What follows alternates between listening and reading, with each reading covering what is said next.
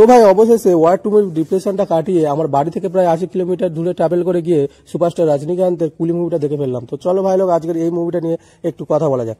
সত্যি বলতে লোকেশ কানাগরাজ পুরোপুরি এটা রজনীকান্তের স্টারডাম এবং তার যে সোয়াগ এই সমস্ত দিক দিয়েই বানাতে চেয়েছিল এই মুভিটা, আর সে বানিয়েছেও।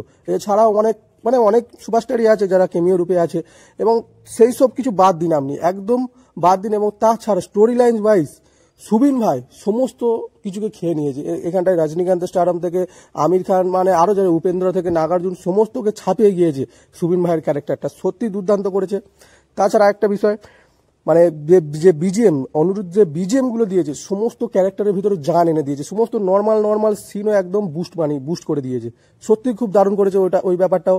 আর আরেকটা ব্যাপার হচ্ছে যে গল্পে যে মেন গল্পটা মাঝে মাঝে গল্পটা লেন্থ, হ্যাঁ আরেকটা বিষয় যে গল্পটা কিন্তু ছোটই ছিল, খুব আহামরি তেমন কিছু গল্প না, বাট গল্পটাকে 5 মিনিট পর পর এমন টুইস্ট দিয়েছে সত্যি তোমাকে এঙ্গেজিং লাগবে এবং সিটের সাথে বসে থাকতেও ইচ্ছা করবে, ঠিক আছে।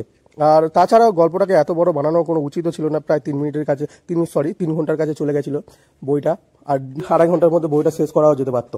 ভালো ওভারঅল সিনেমা হলে কুলির এক্সপিরিয়েন্স আমার যথেষ্ট ভালো হয়েছে। এর মধ্যে তোমরা কে কে কুলি মুভিটা দেখে নিয়েছো এবং এই মুভিটা দেখতে গিয়ে তোমাদের কতটা ঝামেলা পোহাতে হয়েছে সেগুলো সব আমাকে কমেন্ট করে বলতে পারো, এবং মুভিটা ওভারঅল তোমাদের কেমন লেগেছে আমাকে কমেন্ট করে বলো প্লিজ।